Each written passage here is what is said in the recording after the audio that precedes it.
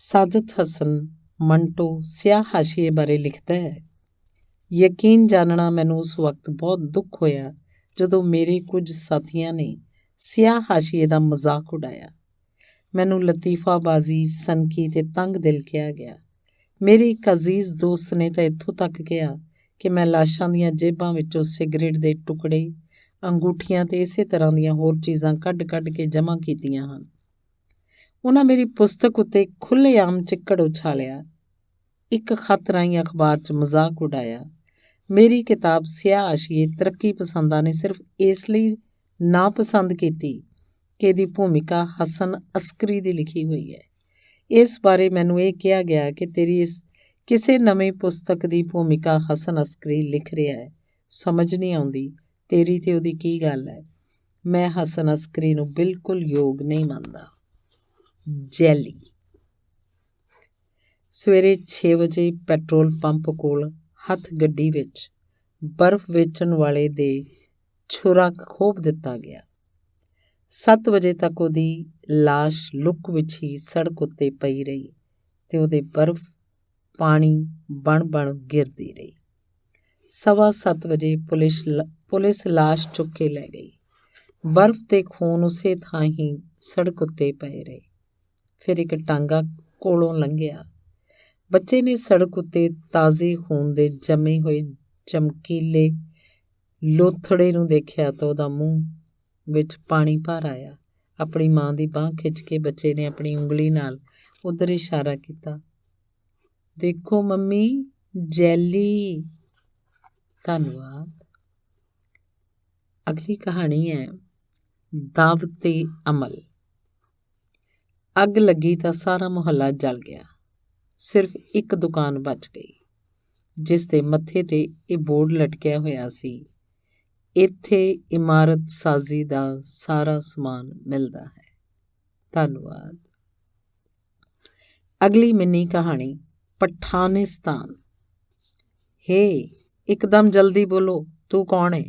ਮੈਂ ਓਏ ਸ਼ੈਤਾਨ ਦੇ ਬੱਚੇ, ਜਲਦੀ ਬੋਲੋ। ਹਿੰਦੂ ਹੈ ਜਾਂ ਮੁਸਲਮਾਨ? ਮੁਸਲਮਾਨ। ਤੇਰਾ ਰਸੂਲ ਕੌਣ ਹੈ? ਮੁਹੰਮਦ ਖਾਨ। ਠੀਕ ਹੈ, ਜਾਓ। ਧੰਨਵਾਦ।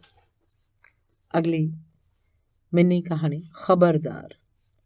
ਉਪਦਰਵੀ ਮਾਲਿਕ ਮਕਾਨ ਨੂੰ ਬੜੀ ਮੁਸ਼ਕਿਲ ਨਾਲ ਘਸੀਟ ਕੇ ਬਾਹਰ ਲੈ ਆਏ। ਕੱਪੜੇ ਝਾੜ ਕੇ ਉੱਠ ਖੜਾ ਹੋਇਆ ਤੇ ਉਪਦਰਵੀਆਂ ਨੂੰ ਕਹਿਣ ਲੱਗਾ, ਤੁਸੀਂ ਮੈਨੂੰ ਮਾਰ ਸੁੱਟੋ, ਲੇਕਿਨ ਖਬਰਦਾਰ ਜੇ ਮੇਰੇ ਰੁਪਏ ਪੈਸੇ ਨੂੰ ਹੱਥ ਲਾਇਆ। ਧੰਨਵਾਦ। ਅਗਲੀ ਕਹਾਣੀ ਹਮੇਸ਼ਾ ਦੀ ਛੁੱਟੀ। ਪਕੜ ਲਓ, ਦੇਖਿਓ ਬਚ ਕੇ ਨਾ ਜਾਏ। ਸ਼ਿਕਾਰ ਥੋੜ੍ਹੀ ਜਿਹੀ ਕਸ਼ਮਕਸ਼ ਬਾਅਦ ਪਕੜ ਲਿਆ ਗਿਆ। ਜਦੋਂ ਭਾਲਾ ਉਹਦੇ ਆਰ-ਪਾਰ ਹੋਣ ਲਈ ਅੱਗੇ ਵਧਿਆ ਤਾਂ ਉਹਨੇ ਕੰਬਦੀ ਆਵਾਜ਼ 'ਚ ਗਿੜਗਿੜਾ ਕੇ ਕਿਹਾ, ਮੈਨੂੰ ਨਾ ਮਾਰੋ, ਮੈਂ ਛੁੱਟੀਆਂ 'ਚ ਆਪਣੇ ਘਰ ਜਾ ਰਿਹਾ। ਧੰਨਵਾਦ। ਅਗਲੀ ਕਹਾਣੀ ਸਾਤੇ-ਸ਼ੀਰੀ। ਨਵੀਂ ਦਿੱਲੀ, ਜਨਵਰੀ 31 AP। ਨਰਸੰਹਾਰ ਹੋਇਆ ਕਿ ਮਹਾਤਮਾ ਗਾਂਧੀ ਦੀ ਮੌਤ ਉੱਤੇ ਬੇਰਹਿਮੀ ਨਾਲ ਪ੍ਰਗਟਾਵੇ ਲਈ ਅੰਮ੍ਰਿਤਸਰ, ਗਵਾਲੀਅਰ ਤੇ ਬੰਬਈ 'ਚ ਕਈ ਥਾਵਾਂ ਤੇ ਲੋਕਾਂ ਵਿੱਚ ਸਾਤੇ-ਸ਼ੀਰੀ, ਮਿੱਠੀ ਸ਼ੀਰਨੀ ਵੰਡੀ ਗਈ। ਧੰਨਵਾਦ।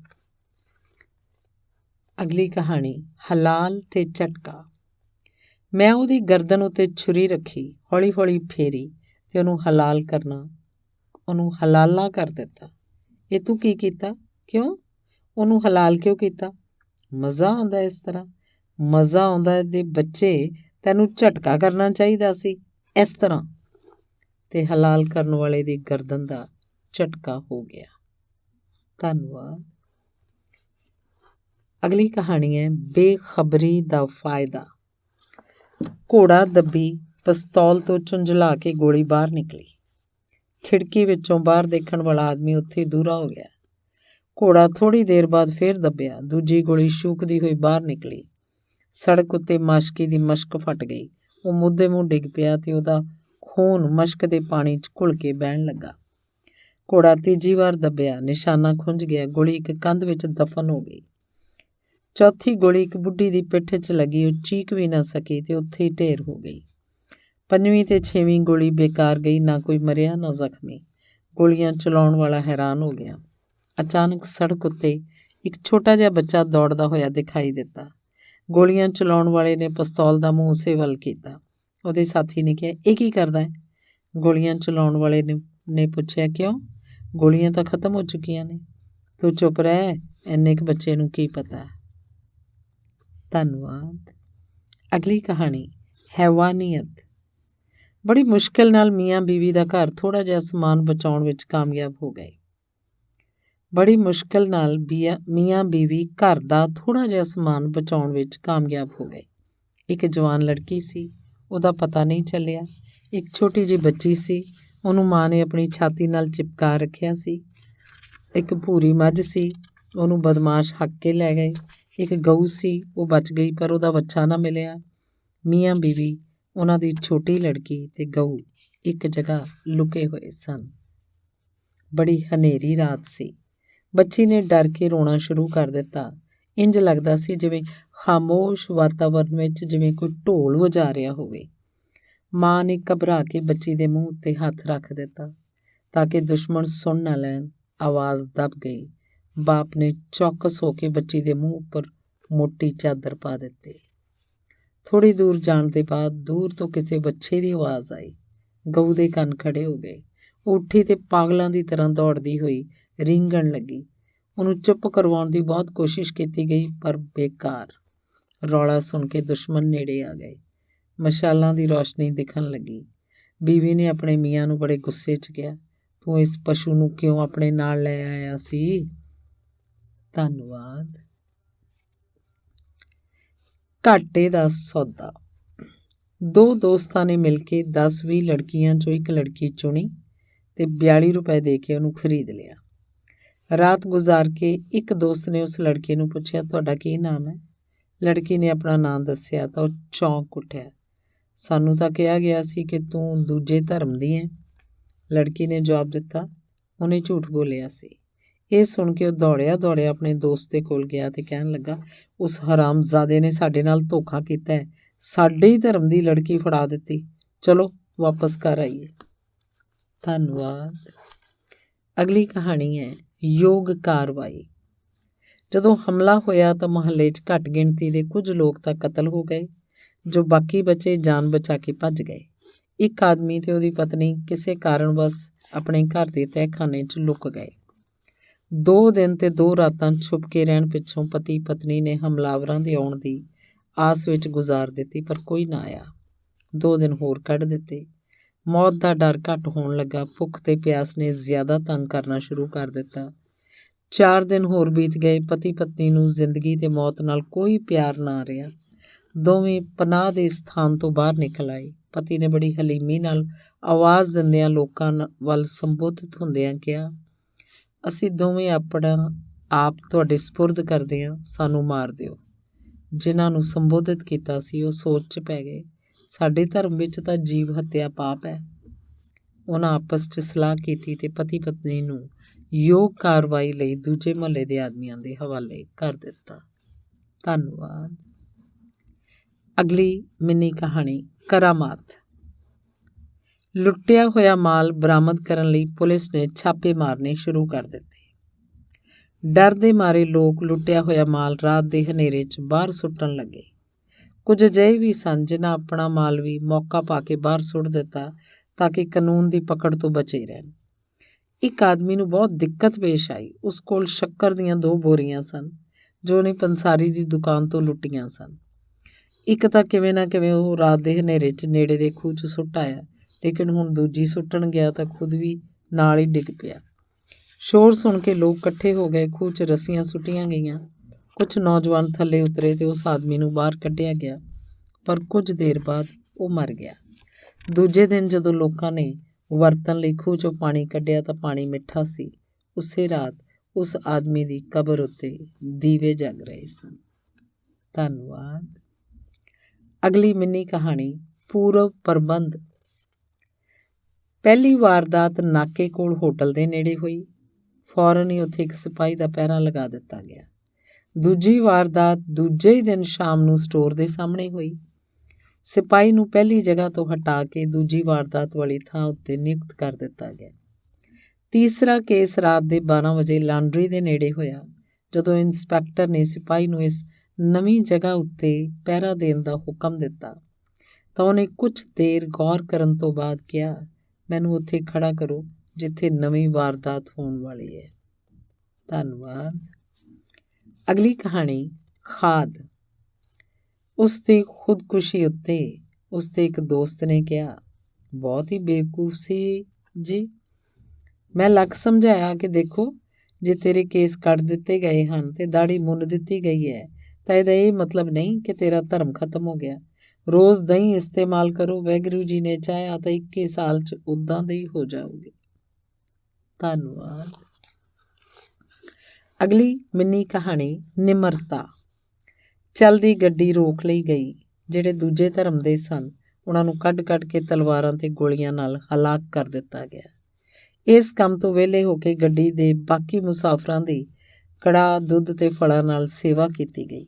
ਗੱਡੀ ਚੱਲਣ ਤੋਂ ਪਹਿਲਾਂ ਸੇਵਾ ਕਰਨ ਵਾਲੇ ਪ੍ਰਬੰਧਕਾਂ ਨੇ ਮੁਸਾਫਰਾਂ ਨੂੰ ਸੰਬੋਧਿਤ ਹੁੰਦੇ ਹੋਏ ਕਿਹਾ, ਭਰਾਓ ਤੇ ਭੈਣੋ, ਸਾਨੂੰ ਗੱਡੀ ਦੇ ਆਉਣ ਦੀ ਸੂਚਨਾ ਬਹੁਤ ਦੇਰ ਨਾਲ ਮਿਲੀ।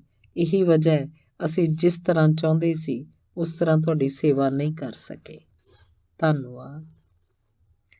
ਅਗਲੀ ਮਿੰਨੀ ਕਹਾਣੀ ਨਿਗਰਾਨੀ ਵਿੱਚ। ਕੱਕਾ ਆਪਣੇ ਦੋਸਤ ਖੱਖਾ ਨੂੰ ਆਪਣਾ ਹਮਧਰਮ ਜ਼ਾਹਿਰ ਕਰਕੇ ਉਹਨੂੰ ਸੁਰੱਖਿਅਤ ਸਥਾਨ ਉੱਤੇ ਪਹੁੰਚਾਉਣ ਲਈ ਮਿਲਟਰੀ ਦੇ ਇੱਕ ਦਸਤੇ ਦੇ ਨਾਲ ਰਵਾਨਾ ਹੋਇਆ। ਰਸਤੇ ਵਿੱਚ ਖੱਖਾ ਨੂੰ, ਜਿਹਦਾ ਧਰਮ ਕਾਰਨਵਸ ਬਦਲ ਗਿਆ ਸੀ, ਮਿਲਟਰੀ ਵਾਲਿਆਂ ਨੇ ਪੁੱਛਿਆ, ਕਿਉਂ ਜਨਾਬ, ਆਸ-ਪਾਸ ਕੋਈ ਵਾਰਦਾਤ ਤਾਂ ਨਹੀਂ ਹੋਈ? ਜਵਾਬ ਮਿਲਿਆ, ਕੋਈ ਖਾਸ ਨਹੀਂ। ਫਲਾਣੇ ਮਹੱਲੇ 'ਚ ਸ਼ਾਇਦ ਇੱਕ ਕੁੱਤਾ ਮਾਰਿਆ ਗਿਆ। ਸਹਿਮ ਕੇ ਖੱਖਾ ਨੇ ਪੁੱਛਿਆ, ਕੋਈ ਹੋਰ ਖਬਰ? ਜਵਾਬ ਮਿਲਿਆ, ਖਾਸ ਨਹੀਂ। ਨਹਿਰ 'ਚ 3 ਕੁੱਤਿਆਂ ਦੀਆਂ ਲਾਸ਼ਾਂ ਮਿਲੀਆਂ ਹਨ। ਕੱਕਾ ਨੇ ਖੱਖਾ ਦੀ ਖਾਤਰ ਮਿਲਟਰੀ ਵਾਲਿਆਂ ਨੂੰ ਕਿਹਾ, ਮਿਲਟਰੀ ਕੁਝ ਇੰਤਜ਼ਾਮ ਨਹੀਂ ਕਰਦੀ? ਜਵਾਬ ਮਿਲਿਆ, ਕਿਉਂ ਨਹੀਂ, ਸਭ ਕੰਮ ਉਸਦੀ ਹੀ ਨਿਗਰਾਨੀ 'ਚ ਹੁੰਦਾ। ਧੰਨਵਾਦ। ਅਗਲੀ ਕਹਾਣੀ ਹੈ ਦ੍ਰਿੜਤਾ। ਮੈਂ ਸਿੱਖ ਬਣਨ ਦੇ ਲਈ ਹਰਗਿਜ਼ ਤਿਆਰ ਨਹੀਂ। ਮੇਰਾ ਉਸਤਰਾ ਵਾਪਸ ਕਰ ਦਿਓ ਮੈਨੂੰ। ਧੰਨਵਾਦ। ਅਗਲੀ ਕਹਾਣੀ ਹੈ ਜੁੱਤਾ। ਹਜ਼ੂਮ ਨੇ ਪਾਸਾ ਮੋੜਿਆ ਤੇ ਸਰ ਗੰਗਾ ਰਾਮ ਦੇ ਬੁੱਤ ਉੱਤੇ ਟੁੱਟ ਪਿਆ। ਲਾਠੀਆਂ ਵਰਸਾਈਆਂ ਗਈਆਂ, ਇੱਟਾਂ ਤੇ ਪੱਥਰ ਮਾਰੇ ਗਏ। ਇੱਕ ਨੇ ਮੂੰਹ ਉੱਤੇ ਤਾਰਕੋਲ ਮਲ ਦਿੱਤਾ। ਦੂਜੇ ਨੇ ਬਹੁਤ ਸਾਰੀਆਂ ਪੁਰਾਣੀਆਂ ਜੁੱਤੀਆਂ ਇਕੱਠੀਆਂ ਕੀਤੀਆਂ ਤੇ ਉਹਨਾਂ ਦਾ ਹਾਰ ਬਣਾ ਕੇ ਬੁੱਤ ਦੇ ਗਲ 'ਚ ਪਾਉਣ ਲਈ ਅੱਗੇ ਵਧਿਆ। ਪੁਲਿਸ ਆ ਗਈ ਤੇ ਗੋਲੀਆਂ ਚੱਲਣੀਆਂ ਸ਼ੁਰੂ ਹੋ ਗਈਆਂ।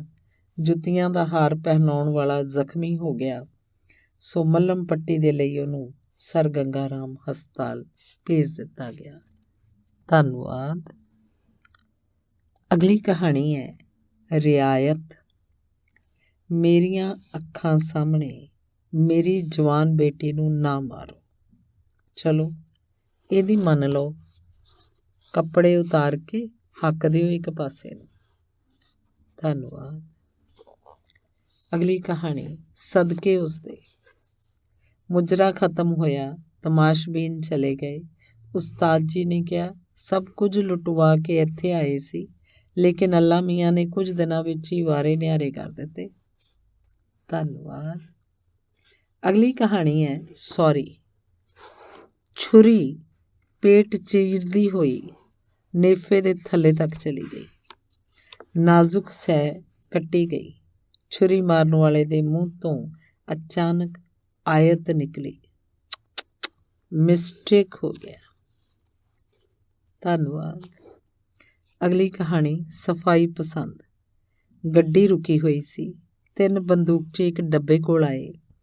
ਖਿੜਕੀਆਂ 'ਚੋਂ ਅੰਦਰ ਝਾਕ ਕੇ ਉਹਨਾਂ ਮੁਸਾਫਰਾਂ ਨੂੰ ਪੁੱਛਿਆ, ਕਿ ਉਹ ਜਨਾਬ, ਕੋਈ ਮੁਰਗਾ ਹੈ? ਇੱਕ ਮੁਸਾਫਰ ਕੁਝ ਕਹਿੰਦਾ ਰੁਕ ਗਿਆ। ਬਾਕੀਆਂ ਨੇ ਜਵਾਬ ਦਿੱਤਾ, ਜੀ ਨਹੀਂ। ਥੋੜ੍ਹੀ ਦੇਰ ਬਾਅਦ 4 ਨੇਜ਼ਿਆਂ ਵਾਲੇ ਆਏ। ਖਿੜਕੀਆਂ ਵਿੱਚੋਂ ਅੰਦਰ ਝਾਕ ਕੇ ਉਹਨਾਂ ਮੁਸਾਫਰਾਂ ਨੂੰ ਪੁੱਛਿਆ, ਕਿ ਉਹ ਜਨਾਬ, ਕੋਈ ਮੁਰਗਾ ਹੈ? ਉਸ ਮੁਸਾਫਰ ਨੇ ਜੋ ਪਹਿਲਾਂ ਕੁਝ ਕਹਿੰਦਾ ਰੁਕ ਗਿਆ ਸੀ, ਜਵਾਬ ਦਿੱਤਾ, ਜੀ ਪਤਾ ਨਹੀਂ, ਤੁਸੀਂ ਅੰਦਰ ਆ ਕੇ ਪੇਟੀ 'ਚ ਦੇਖ ਲਓ। ਨੇਜ਼ਿਆਂ ਵਾਲੇ ਅੰਦਰ ਆਏ ਹੋਏ। ਪੇਟੀ ਦਾ ਕੁੰਡਾ ਤੋੜਿਆ ਗਿਆ ਤਾਂ ਉਸ ਵਿੱਚੋਂ ਇੱਕ ਮੁਰਗਾ ਨਿਕਲ ਆਇਆ। ਇੱਕ ਨੇਜ਼ੇ ਵਾਲੇ ਨੇ ਕਿਹਾ, ਕਰ ਦਿਓ ਹਲਾਲ। ਦੂਜੇ ਨੇ ਕਿਹਾ, ਨਹੀਂ ਇੱਥੇ ਨਹੀਂ, ਡੱਬਾ ਖਰਾਬ ਹੋ ਜਾਏਗਾ, ਬਾਹਰ ਲੈ ਚੱਲੋ। ਧੰਨਵਾਦ। ਅਗਲੀ ਕਹਾਣੀ, ਆਰਾਮ ਦੀ ਜ਼ਰੂਰਤ। ਮਰਿਆ ਨਹੀਂ, ਦੇਖੋ ਅਜੇ ਜਾਨ ਬਾਕੀ ਹੈ। ਰਹਿਣ ਦੇ ਯਾਰ, ਮੈਂ ਥੱਕ ਗਿਆ ਹਾਂ। ਧੰਨਵਾਦ। ਅਗਲੀ ਕਹਾਣੀ, ਸਮਾਜਵਾਦ। ਉਹ ਆਪਣੇ ਘਰ ਦਾ ਸਾਰਾ ਜ਼ਰੂਰੀ ਸਮਾਨ ਇੱਕ ਟਰੱਕ 'ਚ ਲੱਦ ਕੇ ਦੂਜੇ ਸ਼ਹਿਰ 'ਚ ਜਾ ਰਿਹਾ ਸੀ ਕਿ ਰਸਤੇ 'ਚ ਲੋਕਾਂ ਨੇ ਉਹਨੂੰ ਰੋਕ ਲਿਆ। ਇੱਕ ਨੇ ਟਰੱਕ ਦੇ ਮਾਲ ਉੱਤੇ ਲਾਲਚੀ ਨਜ਼ਰਾਂ ਗੱਡਦਿਆਂ ਕਿਹਾ, ਦੇਖੋ ਯਾਰ, ਕਿੰਨੇ ਮਜ਼ੇ ਨਾਲ ਇੰਨਾ ਮਾਲ ਇਕੱਲਾ ਹੀ ਉਡਾ ਕੇ ਲਿਜਾ ਰਿਹਾ। ਸਮਾਨ ਦੇ ਮਾਲਕ ਨੇ ਮੁਸਕਰਾ ਕੇ ਕਿਹਾ, ਜਨਾਬ ਇਹ ਮਾਲ ਮੇਰਾ ਆਪਣਾ ਹੈ। 2-3 ਆਦਮੀ ਹੱਸੇ। ਅਸੀਂ ਸਭ ਜਾਣਦੇ ਹਾਂ। ਇੱਕ ਆਦਮੀ ਚੀਕਿਆ, ਲੁੱਟ ਲਓ, ਇਹ ਅਮੀਰ ਆਦਮੀ ਹੈ, ਟਰੱਕ ਲੈ ਕੇ ਚੋਰੀਆਂ ਕਰਦਾ। ਧੰਨਵਾਦ। ਅਗਲੀ ਮਿੰਨੀ ਕਹਾਣੀ, ਕਿਸਮਤ। ਕੁਛ ਨਹੀਂ ਦੋਸਤ, ਇੰਨੀ ਮਿਹਨਤ ਕਰਨ ਉੱਤੇ ਵੀ ਸਿਰਫ ਇੱਕ ਡਿੱਬਾ ਹੱਥ ਲੱਗਿਆ ਸੀ, ਪਰ ਉਸ ਵਿੱਚ ਵੀ ਸਾਲਾ ਸੂਰ ਦਾ ਗੋਸ਼ਤ ਨਿਕਲਿਆ। ਧੰਨਵਾਦ। ਅਗਲੀ ਮਿੰਨੀ ਕਹਾਣੀ, ਉਲਾਮਾ। ਦੇਖ ਯਾਰ, ਤੂੰ ਬਲੈਕ ਮਾਰਕੀਟ ਦਾ ਮੁੱਲ ਵੀ ਲੈ ਲਿਆ ਤੇ ਅਜਿਹਾ ਰੱਦੀ ਪੈਟਰੋਲ ਦਿੱਤਾ ਕਿ ਇੱਕ ਦੁਕਾਨ ਵੀ ਨਹੀਂ ਜਲੀ। ਧੰਨਵਾਦ। ਅਗਲੀ ਕਹਾਣੀ, ਸਲਾਹ। ਕੌਣ ਹੋ ਤੁਸੀਂ? ਤੁਸੀਂ ਕੌਣ ਹੋ? ਹਰ ਹਰ ਮਹਾਦੇਵ, ਹਰ ਹਰ ਮਹਾਦੇਵ, ਹਰ ਹਰ ਮਹਾਦੇਵ। ਸਬੂਤ ਕੀ ਹੈ? ਸਬੂਤ? ਮੇਰਾ ਨਾਂ ਧਰਮਚੰਦ ਹੈ। ਇਹ ਕੋਈ ਸਬੂਤ ਨਹੀਂ। 4 ਵੇਦਾਂ ਵਿੱਚੋਂ ਕੋਈ ਵੀ ਗੱਲ ਮੈਥੋਂ ਪੁੱਛ ਲਓ, ਅਸੀਂ ਵੇਦਾਂ ਨੂੰ ਨਹੀਂ ਜਾਣਦੇ। ਸਬੂਤ ਦਿਓ। ਕੀ? ਪਜਾਮਾ ਢਿੱਲਾ ਕਰੋ। ਪਜਾਮਾ ਢਿੱਲਾ ਹੋਇਆ ਤਾਂ ਇੱਕ ਸ਼ੋਰ ਮਚ ਗਿਆ, ਮਾਰ ਦਿਓ, ਮਾਰ ਦਿਓ। ਠਹਿਰੋ ਠਹਿਰੋ, ਮੈਂ ਤੁਹਾਡਾ ਭਰਾ ਹਾਂ, ਰੱਬ ਦੀ ਸਹੁੰ ਤੁਹਾਡਾ ਭਰਾ ਹਾਂ। ਤਾਂ ਇਹ ਕੀ ਮਾਜਰਾ ਹੈ? ਜਿਸ ਇਲਾਕੇ ਤੋਂ ਆ ਰਿਹਾ ਉਹ ਸਾਡੇ ਦੁਸ਼ਮਣਾਂ ਦਾ ਹੈ, ਇਸ ਲਈ ਮਜਬੂਰਨ ਮੈਨੂੰ ਅਜਿਹਾ ਕਰਨਾ ਪਿਆ, ਸਿਰਫ ਆਪਣੀ ਜਾਨ ਬਚਾਉਣ ਲਈ। ਇੱਕ ਇਹੋ ਚੀਜ਼ ਗਲਤ ਹੋ ਗਈ, ਬਾਕੀ ਮੈਂ ਬਿਲਕੁਲ ਠੀਕ ਹਾਂ। ਉਡਾ ਦਿਓ ਗਲਤੀ ਨੂੰ। ਗਲਤੀ ਉਡਾ ਦਿੱਤੀ ਗਈ। ਧਰਮਚੰਦ ਵੀ ਨਾਲ ਹੀ ਉੱਡ ਗਿਆ। ਧੰਨਵਾਦ। ਅਗਲੀ ਮਿੰਨੀ ਕਹਾਣੀ, ਅੱਖਾਂ ਉੱਤੇ ਚਰਬੀ।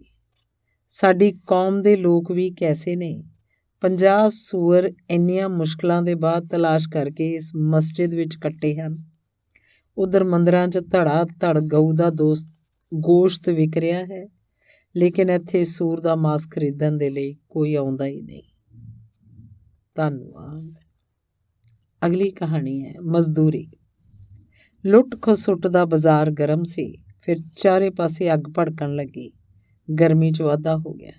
ਇੱਕ ਆਦਮੀ ਹਾਰਮੋਨੀਅਮ ਦੀ ਪੇਟੀ ਚੁੱਕੀ ਖੁਸ਼ੀ ਖੁਸ਼ੀ ਗਾਉਂਦਾ ਜਾ ਰਿਹਾ ਸੀ, ਜਬ ਤੁਮ ਹੀ ਗਏ ਪਰਦੇਸ ਲਗਾ ਕਰ ਠੇਸ, ਉਹ ਪ੍ਰੀਤਮ ਪਿਆਰਾ, ਦੁਨੀਆ ਮੇਂ ਕੌਣ ਹਮਾਰਾ। ਇੱਕ ਛੋਟੀ ਉਮਰ ਦਾ ਲੜਕਾ ਝੋਲੀ 'ਚ ਪਾਪੜੀ ਦਾ ਢੇਰ ਪਾ ਕੇ ਭੱਜਿਆ ਜਾ ਰਿਹਾ ਸੀ। ਠੋਕਰ ਲੱਗੀ ਤਾਂ ਪਾਪੜੀ ਦੀ ਇੱਕ ਗੱਡੀ ਉਹਦੀ ਝੋਲੀ 'ਚੋਂ ਗਿਰ ਪਈ। ਲੜਕਾ ਉਹਨੂੰ ਚੁੱਕਣ ਲਈ ਝੁਕਿਆ ਤਾਂ ਇੱਕ ਆਦਮੀ ਨੇ, ਜਿਹਨੇ ਸਿਰ ਉੱਤੇ ਸਿਲਾਈ ਮਸ਼ੀਨ ਚੁੱਕੀ ਹੋਈ ਸੀ, ਉਹਨੂੰ ਕਿਹਾ, ਰਹਿਣ ਦਿਓ ਬੇਟਾ, ਰਹਿਣ ਦਿਓ, ਆਪਣੇ ਆਪ ਭੁੰਨੇ ਜਾਣਗੇ। ਬਾਜ਼ਾਰ 'ਚ ਦਾਣਿਆਂ ਨਾਲ ਭਰੀ ਹੋਈ ਬੋਰੀ ਗਿਰੀ। ਇੱਕ ਸ਼ਖਸ ਨੇ ਜਲਦੀ ਨਾਲ ਵੱਧ ਕੇ ਆਪਣੇ ਛੁਰੇ ਨਾਲ ਉਹਦਾ ਪੇਟ ਕੱਟਿਆ। ਅੰਦਰਾਂ ਦੀ ਬਜਾਏ ਸ਼ੱਕਰ, ਸਫੈਦ ਦਾਣਿਆਂ ਵਾਲੀ ਸ਼ੱਕਰ ਬਾਹਰ ਨਿਕਲ ਆਈ। ਲੋਕ ਜਮ੍ਹਾਂ ਹੋ ਗਏ ਤੇ ਆਪਣੀਆਂ ਆਪਣੀਆਂ ਝੋਲੀਆਂ ਭਰਨ ਲੱਗੇ। ਇੱਕ ਆਦਮੀ ਕੁੜਤੇ ਤੋਂ ਬਗੈਰ ਸੀ। ਉਹਨੇ ਜਲਦੀ ਨਾਲ ਆਪਣੀ ਧੋਤੀ ਖੋਲ੍ਹੀ ਤੇ ਮੁੱਠੀਆਂ ਭਰ ਭਰ ਕੇ ਉਸ 'ਚ ਪਾਉਣ ਲੱਗਾ। ਹਟ ਜਾਓ, ਹਟ ਜਾਓ। ਇੱਕ ਤਾਂਗਾ ਤਾਜ਼ਾ ਰੰਗ ਹੋਈਆਂ ਅਲਮਾਰੀਆਂ ਨਾਲ ਲੱਦਿਆ ਹੋਇਆ ਲੰਘ ਰਿਹਾ ਸੀ। ਉੱਚੇ ਮਕਾਨ ਦੀ ਖਿੜਕੀ ਵਿੱਚੋਂ ਮਲਮਲ ਦਾ ਥਾਨ ਫੜਫੜਾਉਂਦਾ ਹੋਇਆ ਬਾਹਰ ਨਿਕਲਿਆ। ਸ਼ੋਲੇ ਦੀ ਜੀਭ ਨੇ ਹੌਲੀ ਜਿਹੀ ਉਹਨੂੰ ਚੱਟਿਆ। ਸੜਕ ਤੱਕ ਪਹੁੰਚਿਆ ਤਾਂ ਉਹ ਰਾਖ ਦਾ ਇੱਕ ਢੇਰ ਸੀ। ਪੌਂ ਪੌਂ ਪੌਂ ਪੌਂ ਮੋਟਰ ਦੇ ਹਾਰਨ ਦੀ ਆਵਾਜ਼ ਨਾਲ 2 ਔਰਤਾਂ ਦੀਆਂ ਚੀਕਾਂ ਵੀ ਸਨ। ਲੋਹੇ ਦੀ ਇੱਕ ਸੇਫ 10-15 ਆਦਮੀਆਂ ਨੇ ਖਿੱਚ ਕੇ ਬਾਹਰ ਕੱਢਿਆ ਤੇ ਲਾਠੀਆਂ ਦੀ ਮਦਦ ਨਾਲ ਉਹਨੂੰ ਖੋਲ੍ਹਣਾ ਸ਼ੁਰੂ ਕਰ ਦਿੱਤਾ। Cow and goat. ਦੁੱਧ ਦੇ ਕਈ ਡੱਬੇ ਹੱਥਾਂ 'ਚ ਪਕੜੇ ਤੇ ਆਪਣੀ ਠੋਡੀ ਨਾਲ ਉਹਨਾਂ ਨੂੰ ਸਹਾਰਾ ਦੇ ਕੇ ਇੱਕ ਆਦਮੀ ਦੁਕਾਨ ਤੋਂ ਬਾਹਰ ਨਿਕਲਿਆ ਤੇ ਹੌਲੀ ਹੌਲੀ ਬਾਜ਼ਾਰ 'ਚ ਚੱਲਣ ਲੱਗਾ। ਇੱਕ ਜ਼ੋਰਦਾਰ ਆਵਾਜ਼ ਆਈ, ਗਰਮੀ ਦਾ ਮੌਸਮ ਹੈ, ਆਓ ਲੈਮੋਨੇਡ ਪੀਓ। ਗਲੇ 'ਚ ਮੋਟਰ ਦਾ ਟਾਇਰ ਪਾਈ ਆਦਮੀ ਨੇ ਵੱਧ ਕੇ 2 ਬੋਤਲਾਂ ਚੁੱਕੀਆਂ ਤੇ ਸ਼ੁਕਰੀਆ ਅਦਾ ਕੀਤੇ ਬਗੈਰ ਚੱਲ ਪਿਆ। ਇੱਕ ਹੋਰ ਆਵਾਜ਼ ਆਈ, ਕੋਈ ਅੱਗ ਬੁਝਾਉਣ ਵਾਲਿਆਂ ਨੂੰ ਸੂਚਿਤ ਕਰ ਦੇਵੇ, ਨਹੀਂ ਤਾਂ ਸਾਰਾ ਮਾਲ ਸੜ ਜਾਏਗਾ। ਕਿਸੇ ਨੇ ਇਸ ਪਾਏਦਾਰ ਸਲਾਗ ਵੱਲ ਕੋਈ ਧਿਆਨ ਨਾ ਦਿੱਤਾ। ਲੁੱਟ ਖਸੁੱਟ ਦਾ ਬਾਜ਼ਾਰ ਇੰਝ ਹੀ ਗਰਮ ਰਿਹਾ ਤੇ ਚਾਰੇ ਪਾਸੇ ਭੜਕਦੀ ਹੋਈ ਅੱਗ ਉਸ ਗਰਮੀ 'ਚ ਵਾਧਾ ਕਰਦੀ ਰਹੀ। ਫਿਰ ਬਹੁਤ ਦੇਰ ਬਾਅਦ ਤੜ ਦੀ ਆਵਾਜ਼ ਆਈ, ਗੋਲੀਆਂ ਚੱਲਣ ਲੱਗੀਆਂ। ਪੁਲਿਸ ਨੂੰ ਬਾਜ਼ਾਰ ਖਾਲੀ ਨਜ਼ਰ ਆਇਆ, ਲੇਕਿਨ ਦੂਰ ਧੂੰਏਂ ਵਿੱਚ ਲਿਪਟੇ ਹੋਏ ਮੋੜ 'ਤੇ ਇੱਕ ਪਰਛਾਵਾਂ ਜਿਹਾ ਸੀ। ਸਿਪਾਹੀ ਸੀਟੀਆਂ ਮਾਰਦੇ ਹੋਏ ਉਸ ਪਾਸੇ ਵੱਲ ਵਧੇ। ਪਰਛਾਵਾਂ ਤੇਜ਼ੀ ਨਾਲ ਧੂੰਏਂ ਅੰਦਰ ਗੁੰਮ ਹੋ ਗਿਆ। ਸਿਪਾਹੀ ਵੀ ਉਹਦਾ ਪਿੱਛਾ ਕਰਦੇ ਰਹੇ। ਧੂੰਏਂ ਦਾ ਦੌਰ ਖਤਮ ਹੋਇਆ ਤਾਂ ਸਿਪਾਹੀਆਂ ਨੇ ਦੇਖਿਆ ਕਿ ਇੱਕ ਕਸ਼ਮੀਰੀ ਮਜ਼ਦੂਰ ਪਿੱਠ ਉੱਤੇ ਇੱਕ ਭਾਰੀ ਬੋਰੀ ਚੁੱਕੀ ਭੱਜਿਆ ਜਾ ਰਿਹਾ ਸੀ। ਸੀਟੀਆਂ ਦੇ ਗਲੇ ਸੁੱਕ ਗਏ, ਪਰ ਉਹ ਕਸ਼ਮੀਰੀ ਮਜ਼ਦੂਰ ਨਾ ਰੁਕਿਆ। ਉਹਦੀ ਪਿੱਠ ਉੱਤੇ ਵਜ਼ਨ ਸੀ, ਮਾਮੂਲੀ ਵਜ਼ਨ ਨਹੀਂ, ਇੱਕ ਭਰੀ ਹੋਈ ਬੋਰੀ ਸੀ, ਲੇਕਿਨ ਉਹ ਇੰਝ ਦੌੜ ਰਿਹਾ ਸੀ ਜਿਵੇਂ ਉਹਦੀ ਪਿੱਠ ਉੱਤੇ ਕੁਝ ਵੀ ਨਾ ਹੋਵੇ। ਸਿਪਾਹੀ ਹੱਫਣ ਲੱਗੇ। ਇੱਕ ਨੇ ਤੰਗ ਆ ਕੇ ਪਿਸਤੌਲ ਕੱਢਿਆ ਤੇ ਉਸ ਉੱਤੇ ਦਾਗ ਦਿੱਤਾ। ਗੋਲੀ ਕਸ਼ਮੀਰੀ ਮਜ਼ਦੂਰ ਦੀ ਪਿੰਜਣੀ 'ਚ ਲੱਗੀ, ਬੋਰੀ ਉਹਦੀ ਪਿੱਠ ਉੱਤੋਂ ਗਿਰ ਗਈ। ਘਬਰਾ ਕੇ ਉਹਨੇ ਆਪਣੇ ਪਿੱਛੇ ਆਹਿਸਤਾ ਵੱਧਦੇ ਹੋਏ ਸਿਪਾਹੀਆਂ ਨੂੰ ਦੇਖਿਆ। ਪਿੰਜਣੀ ਤੋਂ ਵਹਿੰਦੇ ਖੂਨ ਵੱਲ ਵੀ ਉਹਨੇ ਗੌਰ ਕੀਤਾ। ਫਿਰ ਇੱਕੋ ਝਟਕੇ ਨਾਲ ਬੋਰੀ ਚੁੱਕੀ, ਪਿੱਠ 'ਤੇ ਲੱਦੀ ਤੇ ਲੜਖੜਾਉਂਦੇ ਭੱਜਣ ਲੱਗ ਪਿਆ। ਥੱਕੇ ਹੋਏ ਸਿਪਾਹੀਆਂ ਨੇ ਸੋਚਿਆ ਜਾਵੇ ਢੱਠੇ ਕੂਚ। ਉਸੇ ਵੇਲੇ ਕਸ਼ਮੀਰੀ ਮਜ਼ਦੂਰ ਲੜਖੜਾਇਆ ਤੇ ਡਿੱਗ ਪਿਆ। ਬੋਰੀ ਉਹਦੇ ਉੱਪਰ ਆ ਡਿੱਗੀ। ਹੁਣ ਥੱਕੇ ਹਾਰੇ ਸਿਪਾਹੀਆਂ ਨੇ ਉਹਨੂੰ ਪਕੜ ਲਿਆ। ਫਿਰ ਬੋਰੀ ਉਹਦੀ ਪਿੱਠ ਉੱਤੇ ਲੱਦ ਕੇ ਥਾਣੇ ਵੱਲ ਚੱਲ ਪਏ।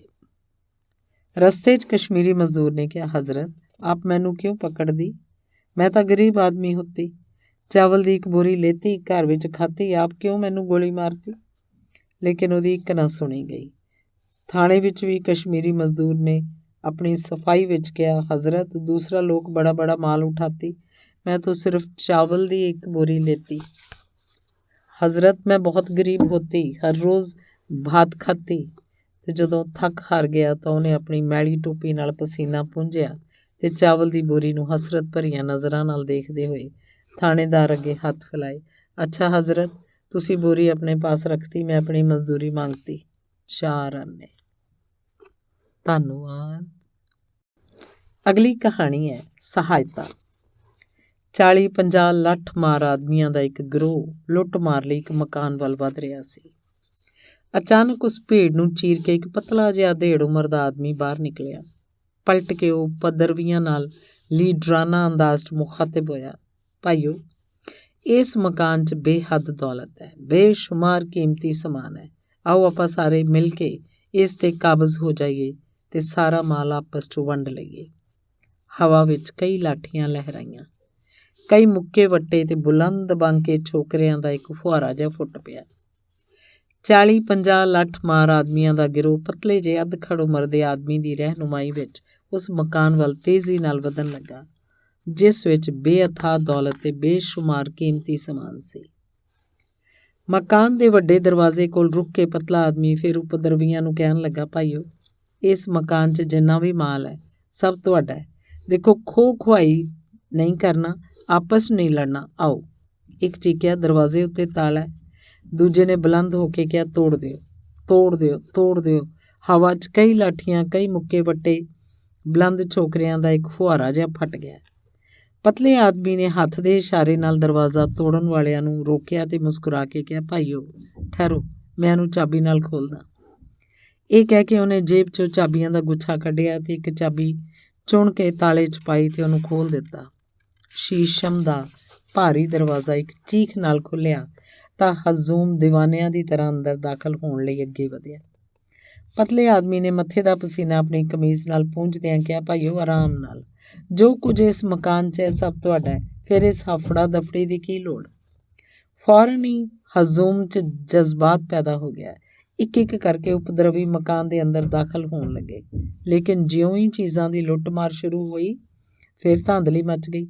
ਬੜੀ ਬੇਰਹਿਮੀ ਨਾਲ ਉਪਦਰਵੀ ਕੀਮਤੀ ਚੀਜ਼ਾਂ ਉੱਤੇ ਹੱਥ ਸਾਫ਼ ਕਰਨ ਲੱਗੇ।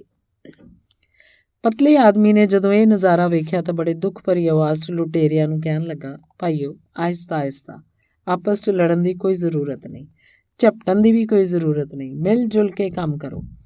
ਅਗਰ ਕਿਸੇ ਦੇ ਹੱਥ ਜ਼ਿਆਦਾ ਕੀਮਤੀ ਚੀਜ਼ਾਂ ਆ ਗਈਆਂ ਹਨ ਤਾਂ ਈਰਖਾਲੂ ਨਾ ਬਣੋ। ਇੰਨਾ ਵੱਡਾ ਮਕਾਨ ਹੈ, ਆਪਣੇ ਲਈ ਕੋਈ ਹੋਰ ਚੀਜ਼ ਲੱਭ ਲਓ। ਪਰ ਜਨੂਨੀ ਨਾ ਬਣੋ। ਮਾਰ ਧਾੜ ਕਰੋਗੇ, ਟੁੱਟ ਜਾਣਗੀਆਂ। ਇਸ 'ਚ ਨੁਕਸਾਨ ਤੁਹਾਡਾ ਹੀ ਹੈ। ਲੁਟੇਰਿਆਂ 'ਚ ਇੱਕ ਵੇਰ ਭਗਦੜ ਮਚ ਗਈ ਤੇ ਭਰਿਆ ਹੋਇਆ ਮਕਾਨ ਆਹਿਸਤਾ ਆਹਿਸਤਾ ਖਾਲੀ ਹੋਣ ਲੱਗਾ। ਪਤਲਾ ਆਦਮੀ ਕਦੇ ਕਦੇ ਹਦਾਇਤ ਦਿੰਦਾ ਰਿਹਾ, ਦੇਖੋ ਭਾਈ, ਇਹ ਰੇਡੀਓ ਹੈ, ਜ਼ਰਾ ਆਰਾਮ ਨਾਲ ਚੁੱਕੋ, ਅਜਿਹਾ ਨਾ ਹੋਵੇ ਕਿ ਟੁੱਟ ਜਾਏ। ਇਹਦੀ ਤਾਰ ਵੀ ਨਾਲ ਲੈ ਜਾਓ। ਇਕੱਠੀ ਕਰ ਲਓ ਭਾਈ, ਇਹਨੂੰ ਇਕੱਠੀ ਕਰ ਲਓ। ਅਖਰੋਟ ਦੀ ਲੱਕੜ ਦੀ ਤਿਪਾਈ ਹੈ, ਹਾਥੀ ਦੰਦ ਦੀ ਮੀਨਾਕਾਰੀ ਹੈ, ਬੜੀ ਨਾਜ਼ੁਕ ਚੀਜ਼ ਹੈ। ਹਾਂ, ਹੁਣ ਠੀਕ ਹੈ। ਨਹੀਂ ਨਹੀਂ, ਇੱਥੇ ਨਾ ਪੀਓ, ਬਹਿਕ ਜਾਓਗੇ। ਇਹਨੂੰ ਘਰ ਲੈ ਜਾਓ। ਠਹਿਰੋ ਠਹਿਰੋ, ਮੈਨੂੰ ਮੇਨ ਸਵਿੱਚ ਬੰਦ ਕਰ ਲੈਣ ਦਿਓ, ਕਿਤੇ ਕਰੰਟ ਨਾ ਲੱਗ ਜਾਏ। ਇੰਨੇ 'ਚ ਇੱਕ ਕੋਨੇ ਤੋਂ ਸ਼ੋਰ ਆਇਆ। 4 ਲੁਟੇਰੇ ਰੇਸ਼ਮੀ ਕੱਪੜੇ ਦੇ ਇੱਕ ਥਾਨ ਉੱਤੇ ਖਿੱਚ ਖਿਚਾਈ ਕਰ ਰਹੇ ਸਨ। ਪਤਲਾ ਆਦਮੀ ਤੇਜ਼ੀ ਨਾਲ ਉਹਨਾਂ ਵੱਲ ਵਧਿਆ ਤੇ ਪਿਆਰ ਨਾਲ ਕਹਿਣ ਲੱਗਾ, ਤੁਸੀਂ ਲੋਕ ਕਿੰਨੇ ਨਾ ਸਮਝੋ।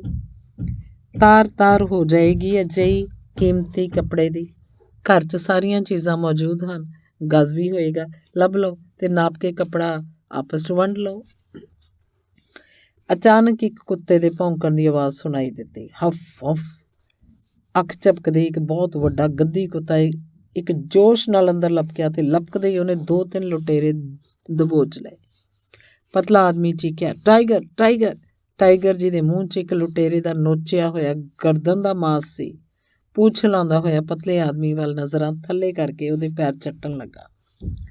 ਟਾਈਗਰ ਦੇ ਆਉਂਦਿਆਂ ਹੀ ਸਾਰੇ ਉਪਦਰਵੀ ਭੱਜ ਗਏ। ਸਿਰਫ ਇੱਕ ਲੁਟੇਰਾ ਬਚ ਗਿਆ ਸੀ, ਜਿਹਦੀ ਗਰਦਨ ਦੇ ਮਾਸ ਦਾ ਟੁਕੜਾ ਟਾਈਗਰ ਦੇ ਮੂੰਹ 'ਚ ਸੀ। ਉਸ ਪਤਲੇ ਆਦਮੀ ਵੱਲ ਵੇਖਿਆ ਤੇ ਪੁੱਛਿਆ, ਤੁਸੀਂ ਕੌਣ ਹੋ? ਪਤਲਾ ਆਦਮੀ ਮੁਸਕਰਾਇਆ, ਇਸ ਘਰ ਦਾ ਮਾਲਕ। ਦੇਖੀ ਦੇਖੀ, ਤੇਰੇ ਹੱਥ 'ਚ ਕੱਚ ਦਾ ਮਰਤਬਾਨ ਗਿਰ ਰਿਹਾ ਹੈ। ਧੰਨਵਾਦ। ਅਗਲੀ ਕਹਾਣੀ ਹੈ ਜਾਇਜ਼ ਇਸਤੇਮਾਲ।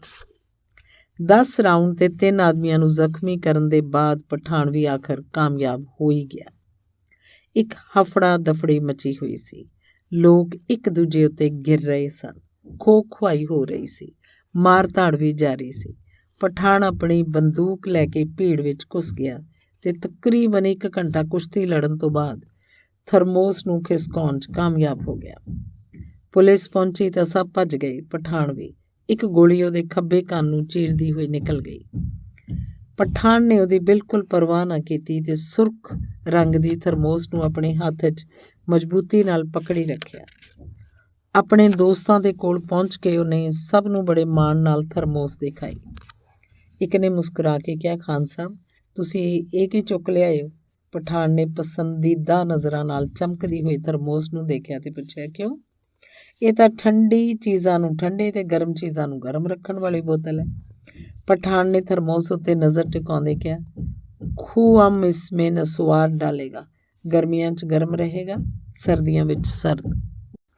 ਸਾਦਤ ਹਸਨ ਮੰਟੋ ਦੀ ਅਖੀਰਲੀ ਮਿੰਨੀ ਕਹਾਣੀ ਹੈ ਵੰਡ। ਇੱਕ ਆਦਮੀ ਨੇ ਆਪਣੇ ਲਈ ਲੱਕੜੀ ਦਾ ਇੱਕ ਵੱਡਾ ਸੰਦੂਕ ਚੁਣਿਆ। ਜਦੋਂ ਉਹਨੂੰ ਚੁੱਕਣ ਲੱਗਿਆ ਤਾਂ ਸੰਦੂਕ ਆਪਣੀ ਜਗ੍ਹਾ ਤੋਂ 1 ਇੰਚ ਵੀ ਨਾ ਹਿੱਲਿਆ। ਇੱਕ ਵਿਅਕਤੀ ਨੇ, ਜਿਹਨੂੰ ਸ਼ਾਇਦ ਆਪਣੇ ਮਤਲਬ ਦੀ ਕੋਈ ਚੀਜ਼ ਮਿਲ ਹੀ ਨਹੀਂ ਰਹੀ ਸੀ, ਸੰਦੂਕ ਉਠਾਉਣ ਦੀ ਕੋਸ਼ਿਸ਼ ਕਰਨ ਵਾਲੇ ਨੂੰ ਕਹਿਣ ਲੱਗਿਆ, ਮੈਂ ਤੁਹਾਡੀ ਮਦਦ ਕਰਾਂ? ਸੰਦੂਕ ਉਠਾਉਣ ਦੀ ਕੋਸ਼ਿਸ਼ ਕਰਨ ਵਾਲਾ ਮਦਦ ਲੈਣ ਲਈ ਰਾਜ਼ੀ ਹੋ ਗਿਆ। ਉਸ ਵਿਅਕਤੀ ਨੇ, ਜਿਹਨੂੰ ਆਪਣੇ ਮਤਲਬ ਦੀ ਕੋਈ ਚੀਜ਼ ਨਹੀਂ ਮਿਲ ਰਹੀ ਸੀ, ਆਪਣੇ ਮਜ਼ਬੂਤ ਹੱਥਾਂ ਨਾਲ ਸੰਦੂਕ ਨੂੰ ਸਹਾਰਾ ਦਿੱਤਾ। ਸੰਦੂਕ ਚੁੱਕ ਕੇ ਆਪਣੀ ਪਿੱਠ ਉੱਤੇ ਧਰ ਲਿਆ। ਦੂਜੇ ਨੇ ਸਹਾਰਾ ਦਿੱਤਾ ਤੇ ਦੋਵੇਂ ਬਾਹਰ ਨਿਕਲ ਗਏ। ਸੰਦੂਕ ਬਹੁਤ ਬੋਝਲ ਸੀ। ਉਹਦੇ ਵਜ਼ਨ ਦੇ ਥੱਲੇ ਚੁੱਕਣ ਵਾਲੇ ਦੀ ਪਿੱਠ ਕੜਕ ਰਹੀ ਸੀ ਤੇ ਟੰਗਾਂ ਦੂਰੀਆਂ ਹੁੰਦੀਆਂ ਜਾ ਰਹੀਆਂ ਸੀ, ਪਰ ਇਨਾਮ ਦੀ ਉਮੀਦ ਉਹਦੇ ਸਰੀਰਕ ਭਾਰ ਦੀ ਪੀੜ ਦਾ ਅਹਿਸਾਸ ਨਾ ਦੇ ਬਰਾਬਰ ਸੀ। ਸੰਦੂਕ ਚੁੱਕਣ ਵਾਲੇ ਦੇ ਮੁਕਾਬਲੇ 'ਚ ਸੰਦੂਕ ਨੂੰ ਚੁਕਾਉਣ ਵਾਲਾ ਬਹੁਤ ਕਮਜ਼ੋਰ ਸੀ। ਸਾਰਾ ਰਸਤਾ ਉਹ ਸਿਰਫ ਇੱਕ ਹੱਥ ਨਾਲ ਸੰਦੂਕ ਨੂੰ ਸਹਾਰਾ ਦੇ ਕੇ ਆਪਣਾ ਹੱਕ ਕਾਇਮ ਰੱਖਦਾ ਰਿਹਾ। ਜਦੋਂ ਦੋਵੇਂ ਸੁਰੱਖਿਅਤ ਥਾਂ ਤੇ ਪਹੁੰਚ ਗਏ ਤਾਂ ਸੰਦੂਕ ਨੂੰ ਇੱਕ ਪਾਸੇ ਰੱਖ ਕੇ ਸਾਰੀ ਮਿਹਨਤ ਸਹਿਣ ਕਰਨ ਵਾਲੇ ਨੂੰ ਕਹਿਣ ਲੱਗਾ, ਬੋਲੋ, ਇਸ ਸੰਦੂਕ ਦੇ ਮਾਲ ਵਿੱਚੋਂ ਮੈਨੂੰ ਕਿੰਨਾ ਮਾਲ ਮਿਲੇਗਾ? ਸੰਦੂਕ ਉੱਤੇ ਪਹਿਲੀ ਨਜ਼ਰ ਪਾਉਣ ਵਾਲੇ ਨੇ ਜਵਾਬ ਦਿੱਤਾ, 1/4। ਇਹ ਤਾਂ ਬਹੁਤ ਘੱਟ ਹੈ। ਘੱਟ ਬਿਲਕੁਲ ਨਹੀਂ, ਜ਼ਿਆਦਾ ਹੈ, ਇਸ ਲਈ ਕਿ ਸਭ ਤੋਂ ਪਹਿਲਾਂ ਮੈਂ ਹੀ ਇਸ ਮਾਲ ਉੱਤੇ ਹੱਥ ਪਾਇਆ ਸੀ। ਠੀਕ ਹੈ, ਲੇਕਿਨ ਇੱਥੇ ਤੱਕ ਇਸ ਲੱਕ ਤੋੜ ਬੋਝ ਨੂੰ ਚੁੱਕ ਕੇ ਲੈ ਕੇ ਆਇਆ ਕੌਣ ਹੈ? ਚੰਗਾ ਅੱਧੋ ਅੱਧ ਉੱਤੇ ਰਾਜ਼ੀ ਹੁੰਦਾ ਹੈ। ਠੀਕ ਹੈ, ਖੋਲੋ ਸੰਦੂਕ। ਸੰਦੂਕ ਖੋਲ੍ਹਿਆ ਗਿਆ ਤਾਂ ਉਸ ਵਿੱਚੋਂ ਇੱਕ ਆਦਮੀ ਨਿਕਲਿਆ ਉਹਦੇ ਹੱਥ ਵਿੱਚ ਤਲਵਾਰ ਸੀ। ਉਹਨੇ ਦੋਵੇਂ ਹਿੱਸੇਦਾਰਾਂ ਨੂੰ 4 ਹਿੱਸਿਆਂ 'ਚ ਵੰਡ ਦਿੱਤਾ। ਧੰਨਵਾਦ।